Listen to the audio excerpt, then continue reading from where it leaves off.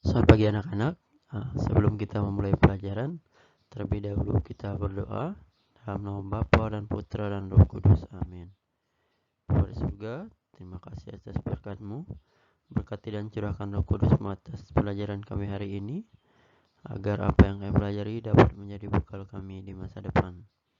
Kami serahkan pelajaran ini dalam tangan-Mu, demi Kristus mengantara kami, kini dan sepanjang masa. Amin.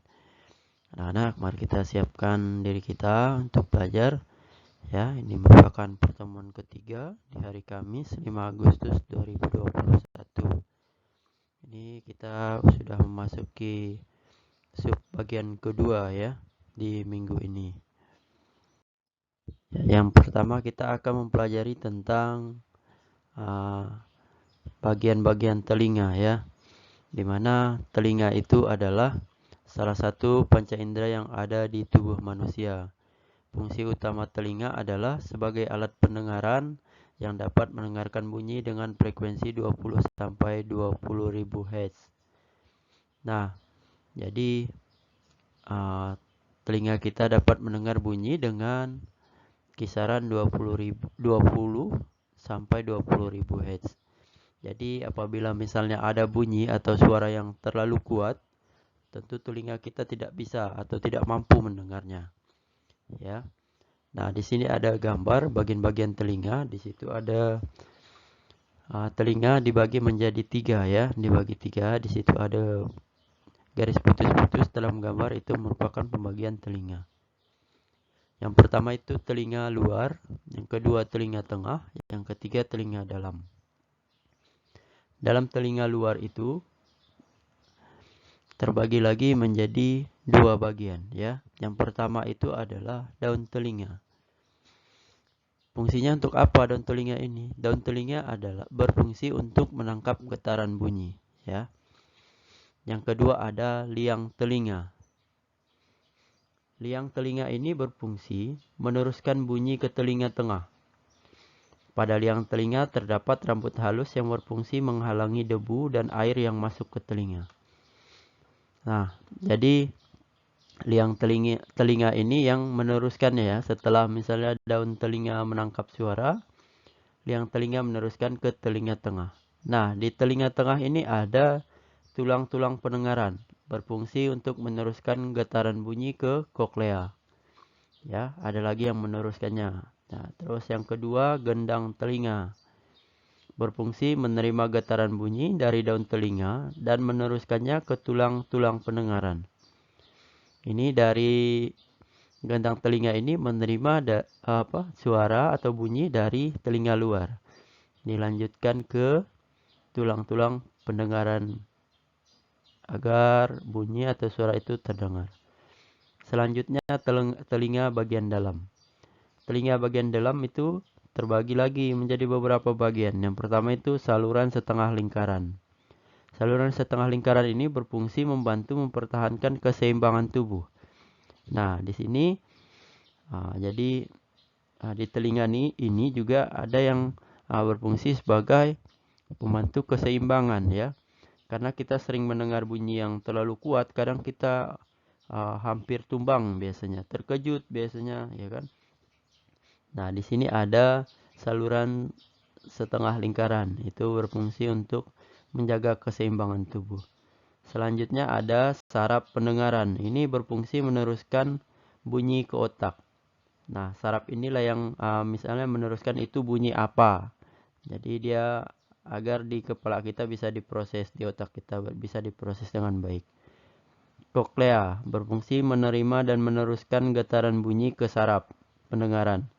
Nah, ini juga bagian telinga dalam. Selanjutnya adalah saluran eustachius, berfungsi menghubungkan ruang telinga, tengah, dan paring. Paring adalah bagian yang menghubungkan mulut dengan tenggorokan.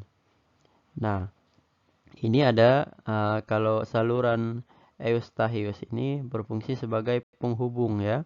Penghubung antara ruang telinga tengah dan paring. Paring ini yang berhubungan dengan kerongkongan. Ya, itu di bagian-bagian telinga. Ya, selanjutnya ada proses mendengarkan bunyi pada telinga. Proses mendengarkan bunyi pada telinga ini terbagi lagi menjadi beberapa langkah ya. Yang pertama itu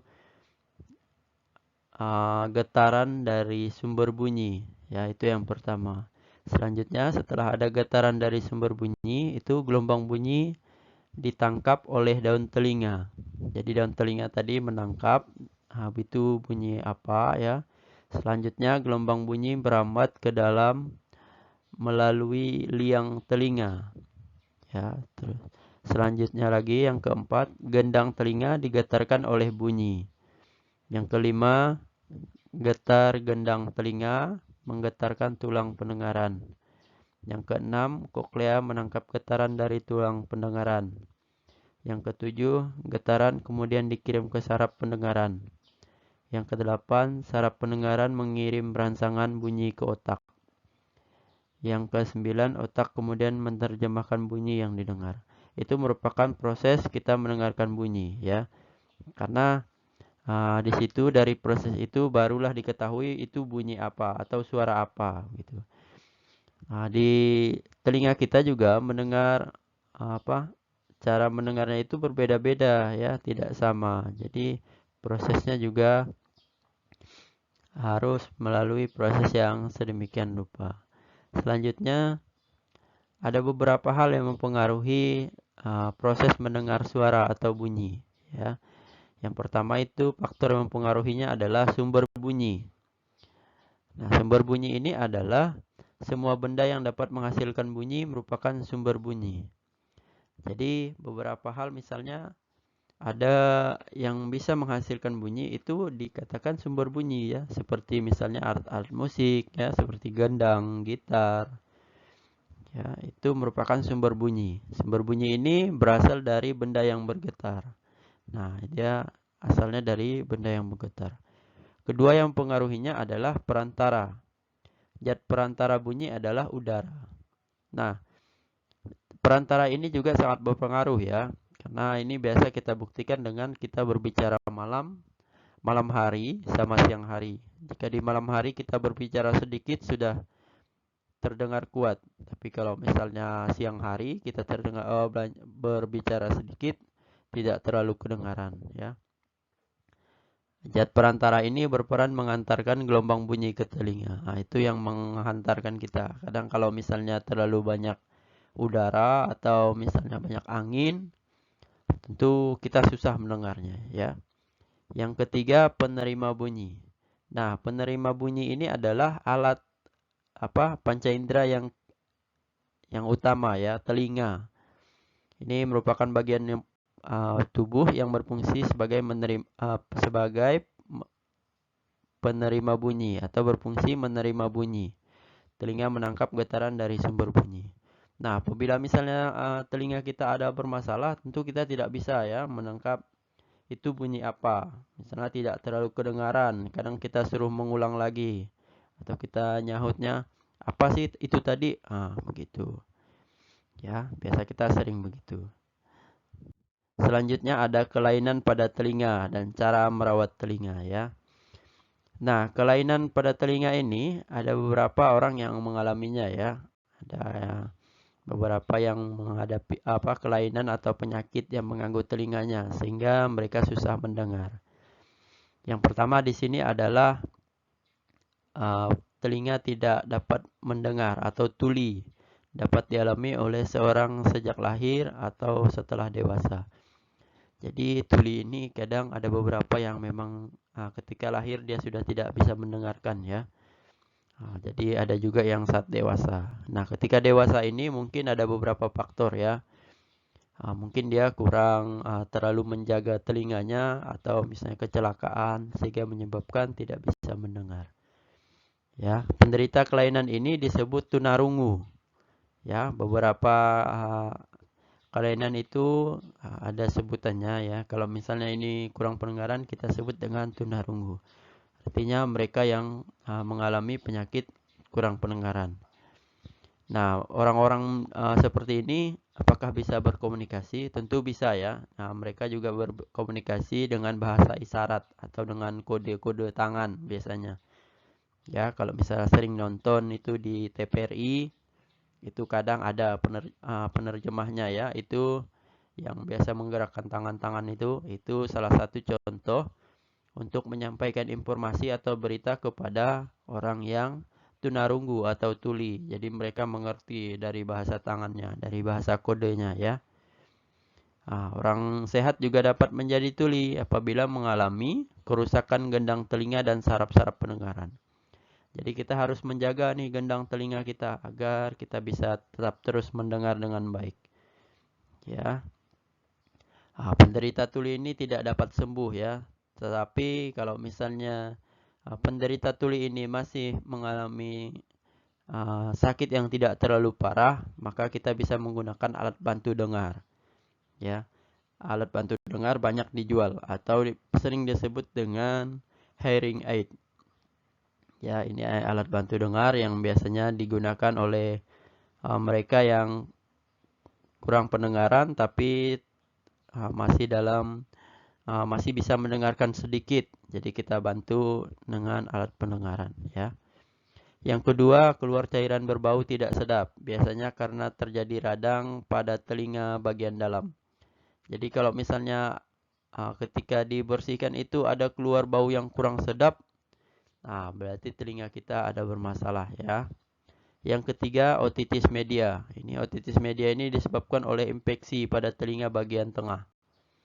Jadi dari 3 bagian telinga tadi mesti kita jaga. Apabila misalnya terjadi infeksi yang bagian tengah, tepatnya pada rongga belakang gendang telinga, ya, itu mesti cepat dikonsultasikan ke dokter ya, harus cepat memeriksakan diri. Ini biasanya terjadi karena sering batuk, pilek, flu, dan alergi. Nah, kita kalau misalnya mengalami sakit tersebut, cepat memeriksakan diri agar tidak terjadi satu dan lain hal ya. Jadi telinganya juga mesti harus sering dijaga ya. Nah, selanjutnya ada beberapa cara untuk menjaga ya kebersihan telinga agar telinga kita tetap sehat dan kita dapat mendengar dengan baik. Yang pertama itu menjaga kebersihan telinga agar lubang telinga tidak tersumbat. Nah, ini kita mesti jaga ya kebersihan telinga agar kita bisa terus mendengar. Nah, ini biasanya kita kalau yang cewek-cewek itu rambutnya mesti diikat agar tidak menutupi telinga. Jadi bisa mendengarkan suara atau bunyi dengan baik ya. Harus sering dibersihkan, membersihkan telinga dengan secara berhati-hati, rutin ya. Apabila misalnya kalian tidak bisa membersihkan sendiri, mohon bantuan kepada orang tuanya agar dapat menjaga kebersihan telinganya ya. Dan juga harus mesti hati-hati agar tidak melukai telinga. Ya, selanjutnya menghindari bunyi yang terlalu keras atau bising seperti suara mesin atau suara musik yang terlalu keras ya. Nah, biasanya itu kalau ada acara di kondangan itu kan musiknya sangat keras ya. Sengaja dikeras-keraskan. Jadi itu kalian mesti hindari. Apalagi kalian masih dalam proses tahap masih anak-anak ya. Tentu kurang mampu mendengarkan yang begitu. Kasihan nanti kalau misalnya setelah dewasa lalu kurang pendengaran ya. Dan akhirnya mesti menggunakan alat bantu dengar. Jangan sampai begitu. Selanjutnya memeriksakan diri ke THT ya, telinga, hidung, tenggorokan secara rutin. Nah, ini juga mesti sering kita lakukan agar apa yang istilahnya menjadi keluhan kita dapat kita obati ya, agar telinga kita tetap selalu sehat. Ya, sekian materi dari Bapak ya untuk pelajaran IPA di minggu ini. Semoga dapat kalian mengerti, semoga dapat kalian pahami. Apabila misalnya ada pertanyaan, silakan ditanyakan ya di Japri atau misalnya melalui kolom komentar di Google Classroom atau langsung ya di grup WA. Sekian dari Bapak, terima kasih atas waktunya. Kita tutup pelajaran hari ini dengan doa dalam nama Bapa dan Putra dan Roh Kudus. Amin. Bapa di surga, terima kasih atas berkat-Mu. Terima kasih atas anugerah-Mu. Terima kasih atas pelajaran yang Kau berikan kepada kami. Semoga apa yang kami pelajari hari ini dapat bermanfaat bagi kami. serta dapat menjadi masa depan kami nanti. Kami serahkan hari ini ke dalam tangan-Mu, demi Kristus mengantara kami, kini dan sepanjang masa. Amin.